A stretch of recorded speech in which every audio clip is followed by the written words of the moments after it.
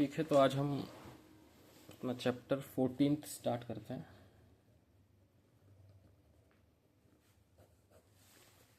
Chapter 14 जो है हमारा अर्धचालक इलेक्ट्रॉनिकी के बारे में है। चैप्टर का नाम है हमारा अर्धचालक इलेक्ट्रॉनिकी, यानी कि सेमीकंडक्टर इलेक्ट्रॉनिक्स इसका नाम है। और इसमें हम क्या क्या पढ़ेंगे? अर्धचालक पदार्थों के बारे में, अर्धचालक युक्तियाँ कौन कौन सी होती हैं उनके बारे में, और अर्धचालकों के जो परिपथ होते हैं, सरल परिपथ, इन तीनों के बारे में हम इसमें चैप्टर में पढ़ने वाले हैं।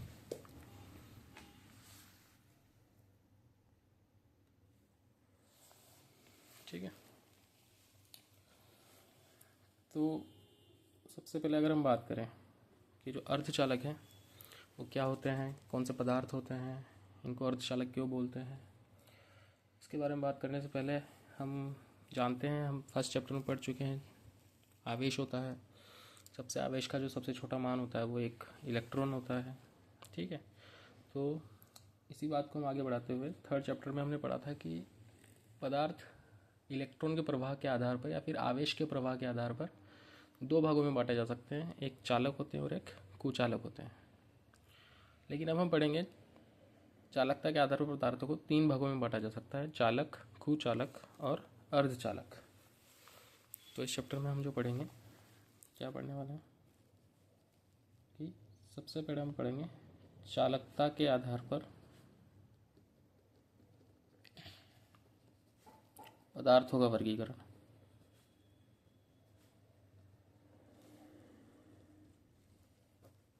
चालकता के आधार पर पदार्थों को कितने भागों में बांट सकते हैं, उनका वर्गीकरण किस किस तरह से किया जा सकता है, उसके बारे में हम सबसे पहले पढ़ेंगे।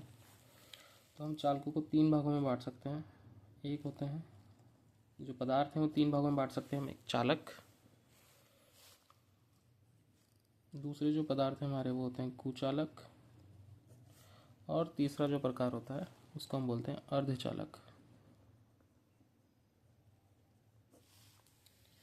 चालकों को हम सामान्य तौर पर धातु भी बोलते हैं, कुचालकों को विद्युत रोधी, और अर्धचालकों का ऐसा कुछ अलग से नाम नहीं है। इंग्लिश में हम चालक को धातु या फिर मेटल या फिर कंडक्टर बोलते हैं, कुचालक को इंसुलेटर बोलते हैं, और अर्धचालक को बोलते हैं सेमीकंडक्टर।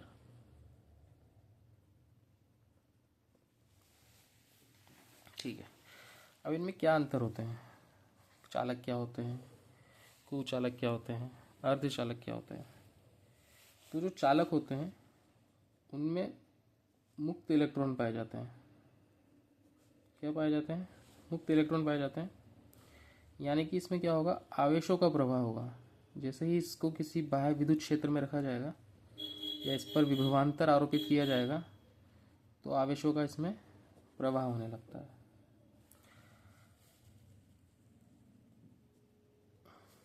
इसमें मुक्त इलेक्ट्रॉन, कुचालक जो होते हैं उनमें मुक्त इलेक्ट्रॉन नहीं पाए जाते हैं, इसमें मुक्त इलेक्ट्रॉन नहीं पाए जाएंगे। और इसमें जो आवेशों का प्रवाह है वो भी नहीं होता, क्योंकि आवेश मुक्त ही नहीं है, आवेशों का प्रवाह भी नहीं होगा, वो बंधे हुए हैं। अब इसमें क्या होता है, इसमें परम शून्य ताप पर, यानी कि 0 डिग्री केल्विन, परम शून्य ताप का मतलब होता है 0 डिग्री केल्विन। 0 डिग्री केल्विन पर तो क्या होता है, आवेशों का प्रवाह नहीं होता, आवेशों का प्रवाह नहीं होता। लेकिन सामान्य ताप यानी कि कमरे के ताप पर आवेशों का प्रवाह होता है।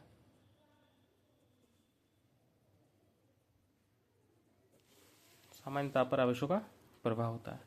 तो इस आधार पर हमने पदार्थों को तीन भागों में बांट दिया, चालक, कुचालक तथा अर्धचालक।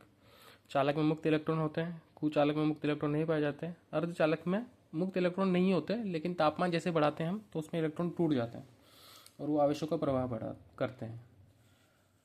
अब हम बात करें इनकी प्रतिरोधकता कितनी कितनी होती है। तो जो चालक होते हैं इनकी प्रतिरोधकता होती है 10⁻⁻2 से लेकर 10⁻⁻8 ओम मीटर तक। वहीं जो कुचालक पदार्थ होते हैं इनकी प्रतिरोधकता बहुत ज़्यादा होती है, 10⁻10 से 10⁻19 ओम मीटर तक। और अर्धचालकों की बात करें तो इनके और इनके बीच में इनकी चालक प्रतिरोधकता होती थी 10⁻5 से लेकर 10⁻6 ओम मीटर तक। इनकी माइनस में है यानी कि बहुत कम है प्रतिरोधकता, इनकी प्लस में जा रही है, और इनकी माइनस से लेकर प्लस तक की रेंज के बीच में, यानी कि अर्धचालक जो है वो चालक और कुचालक के बीच में आते हैं। ठीक है, अब अर्धचालकों में ऐसा होता क्या है, अर्धचालकों में ऐसा होता क्या है कि ये कभी तो चालक और कभी कुचालक की तरह व्यवहार करते हैं। जैसे दो हमारे सामान्य अर्धचालक हैं, सामान्य जो अर्धचालक है हमारे, जैसे सिलिकॉन और जर्मेनियम, ये दो अर्धचालक हम सामान्य तौर पर लेते हैं। तो सर सिलिकॉन और जर्मेनियम में ऐसा क्या होता है कि ये परम शून्य ताप पर तो आवेशों का प्रवाह नहीं करते और सामान्य ताप पर आवेशों का प्रवाह करने लगते हैं। दरअसल सिलिकॉन और जर्मेनियम का जो बाह्यतम कोश होता है, जैसे बात करें अगर सिलिकॉन की, तो सिलिकॉन का परमाणु क्रमांक Z कितना होता है, 14 होता है। यानी कि इसमें परमाणु इलेक्ट्रॉन जो पाए जाते हैं 2, फिर 8 और फिर 4, यानी कि बाह्यतम कोश में इसके पास कितने इलेक्ट्रॉन है, 4 और इलेक्ट्रॉन है। और इसको अपना अष्टक पूरा करने के लिए 4 और इलेक्ट्रॉन चाहिए होंगे। तो जैसे कार्बन सह संयोजक बंध बनाता है, कार्बन के भी बाह्यतम कोश में 4 इलेक्ट्रॉन पाए जाते हैं, तो वो बाकी के 4 कार्बनों से सह संयोजक बंध बनाकर जुड़ा रहता है। उसी तरह से सिलिकॉन जो होता है वो भी अपने आसपास क्या करता है, 4 सिलिकॉन से जुड़ जाता है। इस तरह से ये अलग अपने सिलिकॉन से जुड़ेगा, ये दूसरा सिलिकॉन से जुड़ेगा, ये इधर दूसरे सिलिकॉन से जुड़ेगा, ये इधर दूसरे सिलिकॉन से जुड़ेगा। तो कैसे जुड़ते हैं, एक इलेक्ट्रॉन तो इसका इधर है, एक इलेक्ट्रॉन इसने इसके साथ साझा बनाया, एक इलेक्ट्रॉन इसके साथ साझा बनाया, एक इलेक्ट्रॉन इसके साथ साझा बनाया, यानी कि जो एक सिलिकॉन परमाणु है उसका एक इलेक्ट्रॉन इधर है, एक इलेक्ट्रॉन इसके साथ, एक इलेक्ट्रॉन इसके साथ साझे में, एक इलेक्ट्रॉन इसके साथ साझे में। अब इस सिलिकॉन का जो दूसरा इलेक्ट्रॉन है वो यहाँ पे, यहाँ पे, यहाँ पे, यहाँ पे। अब इसके पास कितने इलेक्ट्रॉन हो गए, 8 हो गए। इसी तरह से इसके आसपास वाले जो हैं वो सब अपने आसपास के सिलिकॉन से सहसंयोजक बंध बनाकर जुड़ जाते हैं। बंध का ध्यान रखना है, बंध कौन सा बनता है, सहसंयोजक बंध, सहसंयोजक बंध बनते हैं इनके बीच में। सहसंयोजक बंध जो होते हैं काफ़ी दुर्बल, वीक बंध होते हैं, इस तरह से जुड़े होते हैं।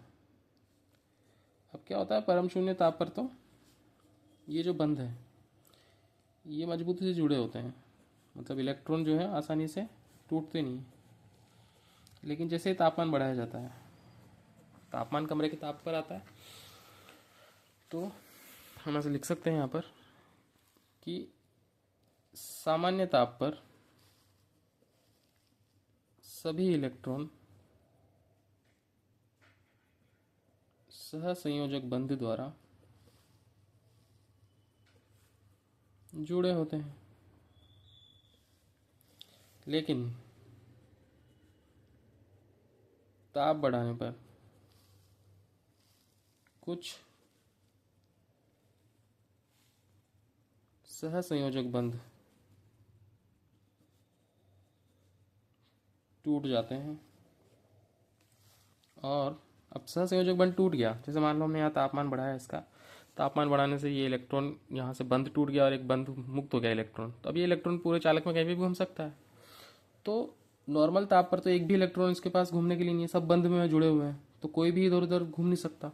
तो नॉर्मल ताप पर तो कुचालक की तरह व्यवहार करेगा, यानी कि नॉर्मल ताप का मतलब है कि परम शून्य ताप, यानी कि 0 डिग्री केल्विन के आसपास। लेकिन जैसे ही तापमान पर अपने कमरे के ताप के आसपास होता है, 27 डिग्री सेल्सियस के आसपास होता है, यानी कि 300 केल्विन के आसपास होता है, तो इसमें बंध के जो होते हैं, सहसंयोजक बंध होते हैं, वो टूट जाते हैं और जो मुक्त इलेक्ट्रॉन होते हैं वो चालन करने लगते हैं। ठीक है, तो इस तरह से जो सिलिकॉन, जर्मेनियम, इस तरह के जो पदार्थ होते हैं वो हमें क्या दर्शाते हैं, वो अर्धचालक को दर्शाते हैं। तो इस तरह से हमने चालकों को, चालकता के आधार पर पदार्थों को 3 भागों में बांटा, चालक, कुचालक, अर्धचालक। चालक आवेशों का प्रवाह आसानी से होता है, कुचालकों में आवेशों का प्रवाह होता ही नहीं है, और अर्धचालकों में परम शून्य ताप पर तो आवेशों का प्रवाह नहीं होता, लेकिन सामान्य ताप पर क्या होता है, इलेक्ट्रॉन बंध टूट जाते हैं और इलेक्ट्रॉन मुक्त होकर आवेशों का प्रवाह करने लगता है। अब जो हमारे पास अर्धचालक हैं, अर्धचालकों के प्रकार होते हैं। अर्धचालकों के प्रकार होते हैं। तो एक प्रकार है इनका तात्विक अर्धचालक। तात्विक अर्धचालक से क्या मतलब है कि ऐसे अर्धचालक जो तत्व के रूप में विद्यमान होते हैं, जैसे सिलिकॉन होता है, इसके अलावा जर्मेनियम होता है। ठीक है। दूसरे जो होते हैं वो यौगिक चालक। यौगिक का मतलब क्या होता है? यौगिक अर्धचालक। यौगिक का मतलब होता है कि जो एक या एक से अधिक तत्व आपस में जुड़ के क्या बनाते हैं? यौगिक ही बनाते हैं। जैसे H2O क्या है? यौगिक है। कार्बन डाइऑक्साइड क्या है? यौगिक है। उसी तरह से अलग अलग यौगिक होते हैं। अब ये जो यौगिक हैं ये इनको 3 भागों में बांटा गया है। एक यौगिक है हमारे पास अकार्बनिक यौगिक। अकार्बनिक यानी कि जिनमें कार्बन नहीं होता। अब वो कौन कौन से हैं? जैसे कैडमियम सल्फाइड है, CdS। हमारे पास गैलियम आर्सेनाइड है, GaAs। उसके अलावा हमारे पास CdSe होता है। उसके अलावा हमारे पास InP, इंडियम फॉस्फेट होता है। ठीक है। अगर हम बात करें कार्बनिक की, लास्ट ईयर सवाल पूछे गए हैं ये 2 कार्बनिक उदाहरण, अकार्बनिक अर्धचालकों के उदाहरण दीजिए, तो उनमें लिखने थे ये। पिछले साल बोर्ड के ऊपर में प्रश्न आया हुआ है, तो याद रखना है ये। जैसे एंथ्रासीन अकार्बनिक अर्धचालक होता है। उसके अलावा मादित। मादित का मतलब होता है कि अर्ध जिसमें कोई अशुद्धि मिलाई हो। मादित थैलोसियानीस, ये नाम याद रखना, मादित थैलोसियानीस। और तीसरा जो प्रकार है वो है कार्बनिक बहुलकों का। बहुलक क्या होते हैं? एक ही जैसी चीज़ें आपस में मिलकर, जैसे पॉलीथीन में क्या होते हैं? एथीन होते हैं। एथीन बहुत सारे मिलकर जुड़ जाते हैं आपस में, तो उसको बोलते हैं पॉलीथीन। तो बहुलक का निर्माण करते हैं। तो जैसे पॉली एनिलीन, पॉली एनिलीन ये क्या है? ये कार्बनिक बहुलक है। इसी तरह से पॉलीपायरोल, ये भी क्या है? एक कार्बनिक अर्धचालक है, बहुलक है, कार्बनिक बहुलक वाला अर्धचालक है। तो हमने अभी तक क्या पढ़ा? चालक, कुचालक, अर्धचालक के बारे में पढ़ा। कमरे के ताप पर कैसे बंध टूटते हैं और चालक का व्यवहार करते हैं वो पढ़ा। और हमने तात्विक अर्धचालक और यौगिक अर्धचालकों के उदाहरण पढ़े। हम इस चैप्टर में सिलिकॉन और जर्मेनियम के बारे में ही विस्तार से पढ़ेंगे। तो ये हुआ हमारा चालकता के आधार पर पदार्थों का वर्गीकरण। ये तो हुआ चालकता के आधार पर। अब हम पढ़ते हैं कि बैंड थ्योरी को, ऊर्जा बैंड के आधार पर हम किस तरह से अलग अलग भागों में बांट सकते हैं, चालक, कुचालक तथा अर्धचालक में। तो अब हम किसके आधार पर बांटेंगे? ऊर्जा बैंड के आधार पर। किसके आधार पर? ऊर्जा बैंड के आधार पर पदार्थों का वर्गीकरण।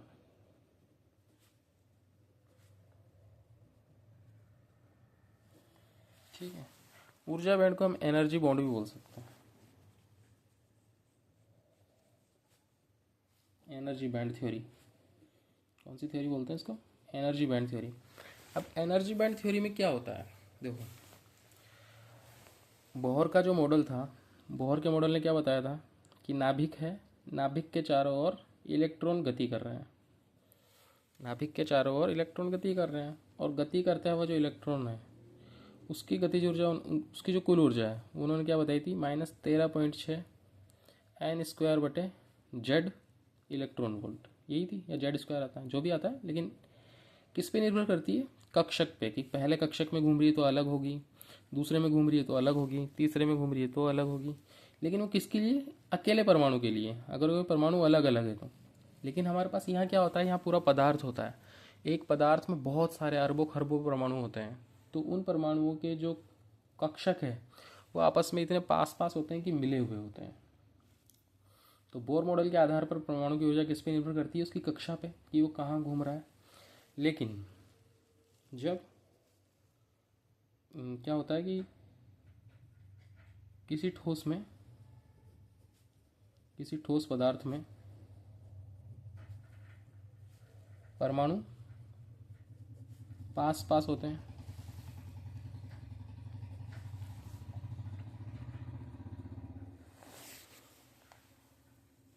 किसी ठोस पदार्थ में परमाणु पास पास होते हैं,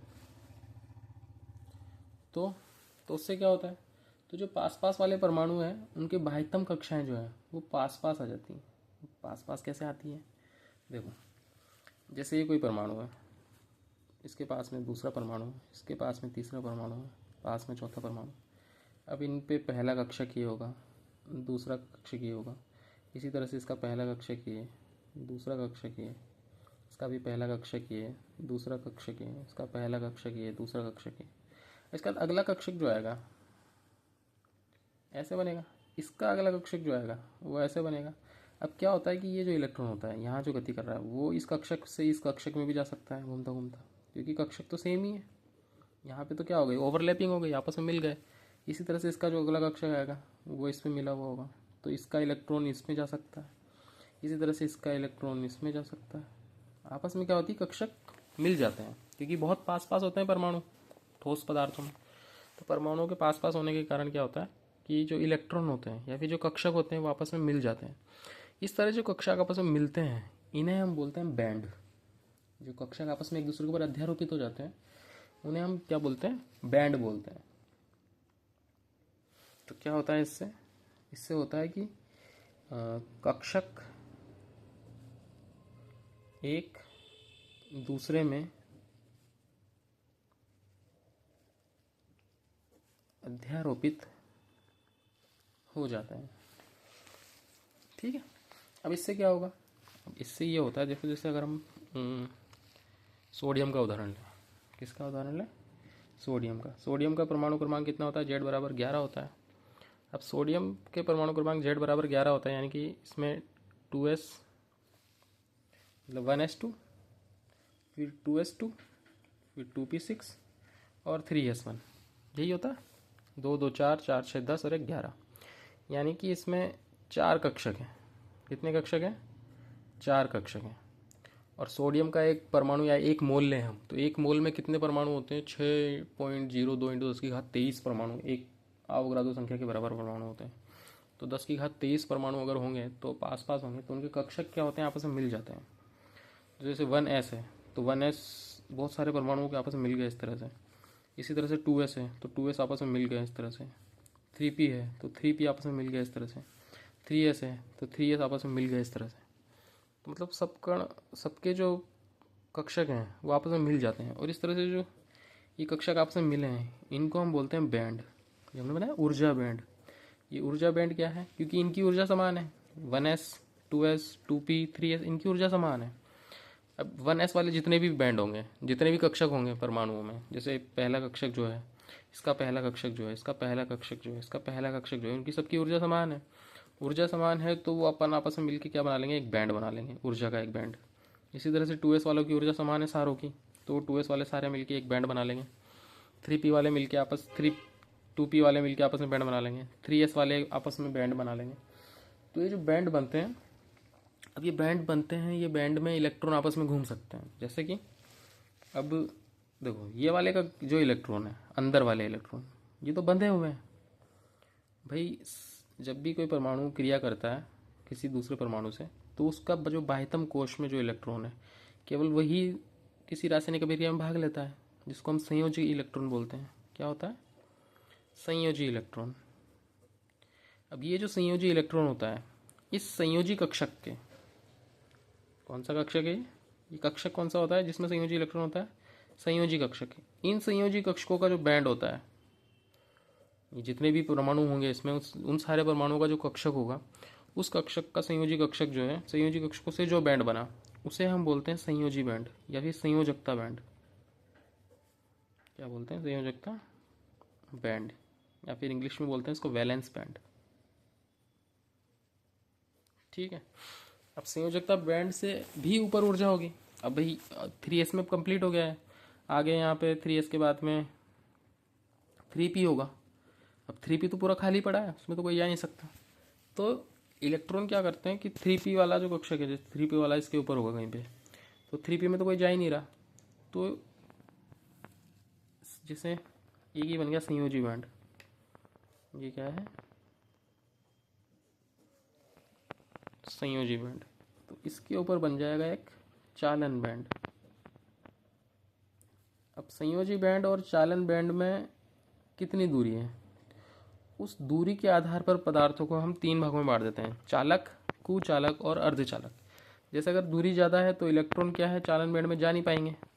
अगर दूरी ज़्यादा होगी, इनकी ऊर्जा ज़्यादा चाहिए होगी, इलेक्ट्रॉन को यहाँ से यहाँ तक जाने में ऊर्जा ज़्यादा चाहिए, तो इलेक्ट्रॉन जा नहीं पाएंगे, तो वो क्या हो जाएंगे, कुचालक। अगर संयोजी बैंड और चालन बैंड बिल्कुल पास पास में एक दूसरे पर टच ही हैं, तो आराम से इलेक्ट्रॉन संयोजी से चालन में जा सकते हैं, और जा सकते हैं तो ऊर्जा मतलब मुक्त इलेक्ट्रॉन गति कर सकते हैं, और जैसे इलेक्ट्रॉन गति करने लगेंगे तो चालक हो जाएंगे। अब गैप अगर जैसे कुचालकों में तो बहुत ज़्यादा गैप होगा, चालकों में गैप ही नहीं होगा, और जो अर्धचालक होते हैं उनमें थोड़ा सा गैप होता है, यानी कि थोड़ी सी ऊर्जा पाकर इलेक्ट्रॉन आराम से चालन बैंड में जा सकता है। चालकों को तो ऊर्जा देने की जरूरत ही नहीं है, वो तो आराम से घूम रहे हैं, लेकिन कुचालकों को तो कितनी ऊर्जा दे दो, वो पार कर ही नहीं पाएंगे इतना रास्ता। और जो अर्धचालक हैं उनका रास्ता थोड़ा कम होता है, तो थोड़ी सी ऊर्जा पाकर वो ऊपर चले जाते हैं। इस तरह से चालन बैंड और संयोजी बैंड में ऊर्जा की जो मतलब अंतर जो होता है, उस अंतर के आधार पर हम पदार्थों को फिर आगे 3 भागों में बांट देते हैं। वही 3 भाग वही हैं हमारे ले देखे, पहला है चालक, दूसरा है कुचालक, और तीसरा है हमारा अर्धचालक। अब इनमें क्या होता है, वैलेंसी बैंड और संयोजकता बैंड में, जैसे चालक जो है उनमें संयोजी बैंड और चालन बैंड, ये नीचे संयोजी बैंड है और ऊपर चालन बैंड है, ये क्या होते हैं, बिल्कुल एक दूसरे पर अध्यारोपित होते हैं, यानी इनके बीच में जो बैंड गैप, ये 2 बैंड है, बैंड के बीच में जो एनर्जी का गैप है उसे हम बोलते हैं बैंड गैप। बैंड गैप जो है, या फिर फॉरबिडन बैंड एनर्जी जो है, इसको हिंदी में तो क्या बोलते हैं, हिंदी में पता नहीं, इंग्लिश में फॉरबिडन बैंड एनर्जी बोलते हैं, यानी कि इस ऊर्जा मतलब इतनी ऊर्जा के बीच में कोई इलेक्ट्रॉन पाया नहीं जाएगा। तो यहाँ पर तो क्या है, चालन बैंड और संयोजी बैंड दोनों एक दूसरे के टच हैं, तो आराम से इलेक्ट्रॉन इधर से इधर जा सकता है। तो चालकों में चालन बैंड और संयोजी बैंड के बीच में जो एनर्जी गैप जो होता है वो कितना होता है, 0 इलेक्ट्रॉन वोल्ट का, यानी कि कोई ऊर्जा का अंतर ही नहीं है, तो आराम से इलेक्ट्रॉन इधर से उधर जा रहा है। कुचालक जो होते हैं उनमें बैंड गैप जो होता है वो बहुत ज़्यादा होता है संयोजी और चालन में। ये संयोजी है और ये चालन है, इनका जो एनर्जी गैप होता है वो 3 इलेक्ट्रॉन वोल्ट से लेकर 7 इलेक्ट्रॉन वोल्ट के बीच में होता है, तो इलेक्ट्रॉन यहाँ से वहाँ तक जा ही नहीं पाता। अर्धचालकों में ये जो गैप होता है, ये गैप थोड़ा सा कम होता है संयोजी और चालन बैंड में। अब इनका जो बैंड गैप है वो 1 इलेक्ट्रॉन वोल्ट के आसपास होता है लगभग, तो 1 इलेक्ट्रॉन वोल्ट को इलेक्ट्रॉन आराम से पार कर लेता है, जैसे उसको ऊर्जा मिलती है 1 इलेक्ट्रॉन वोल्ट के बराबर ऊर्जा मिल जाएगी तो वो यहाँ से यहाँ चला जाएगा, और यहाँ जाते आराम से वो चालन करने लगेगा, और क्या करने लगेगा, चालक की तरह व्यवहार करने लगेगा। तो ऊर्जा theory band energy band theory हमें क्या बताती है कि एक परमाणु है, उसमें तो हम इलेक्ट्रॉन के जो कक्षक होते हैं उनको अलग अलग बताए जाते हैं, लेकिन पूरा एक पदार्थ है तो उसमें बहुत सारे परमाणु हैं, आपस में पास पास हैं, तो उनके जो कक्षक हैं वो आपस में मिले हुए होते हैं, आपस में एक दूसरे में उलझे हुए होते हैं इस तरह से, तो आपस में मिलके क्या बनाते हैं, वो बैंड बनाते हैं। जैसे एक बैंड ये बन गया 1s का, फिर इसके ऊपर ऊर्जा अधिक होगी तो 2s का, फिर ऊर्जा और ज़्यादा होगी तो 2p का, फिर ऊर्जा और ज़्यादा होगी तो 3s का। इस तरह से बैंड बने हुए होते हैं। इन बैंड में इलेक्ट्रॉन, अब अंदर वाले जो बैंड के इलेक्ट्रॉन हैं वो तो क्या है, बंधे हुए हैं, बाहर वाला जो है वो संयोजी इलेक्ट्रॉन है, संयोजी इलेक्ट्रॉन का जो कक्षक है उसे संयोजी कक्षक बोलते हैं, और उनसे जो बैंड बना है उसे हम बोलते हैं संयोजकता बैंड। इस बैंड के ऊपर होता है चालन बैंड। तो इलेक्ट्रॉन संयोजी बैंड और चालन बैंड में जो गैप है ऊर्जा का, उसके आधार पर हमने पदार्थों को 3 भागों में बांट दिया, चालक, कुचालक और अर्धचालक। चालक में संयोजी और चालन बैंड के बीच में गैप ही नहीं होता, कुचालक में गैप 3 इलेक्ट्रॉन वोल्ट से 7 इलेक्ट्रॉन वोल्ट के बीच में होता है, और अर्धचालकों में गैप 1 इलेक्ट्रॉन वोल्ट होता है। अभी हमने पढ़ा था सिलिकॉन और जर्मेनियम। सिलिकॉन जो होता है उसमें ये जो बैंड गैप है ये 1.12 इलेक्ट्रॉन वोल्ट का होता है, और जर्मेनियम में ये जो बैंड गैप है ये 0.7 इलेक्ट्रॉन वोल्ट का होता है। फॉरबिडन जो एनर्जी गैप है वो कितना होता है, 1.12 और 0.7 इलेक्ट्रॉन वोल्ट। तो ठीक है, आज के लिए इतना ही, बाकी हम कल पढ़ेंगे। और नोट्स लिखना हो तो इसमें से देख के लिख लेना, क्या बोलते हैं, मैं पॉज करके लिख लेना, या फिर मैं फ़ोटो भेज दूँगा इसका अलग से, वहाँ पे देख के लिख लेना। ठीक है, बाकी का कल पढ़ेंगे। अगर समझ में नहीं आया तो पूछ लेना ग्रुप में कि सर समझ में नहीं आया, दोबारा समझा दूँगा। कल फिर रिवाइज करेंगे एक बार पढ़ने से पहले, ठीक है। तो आज के लिए बस इतना ही, ठीक। Good night.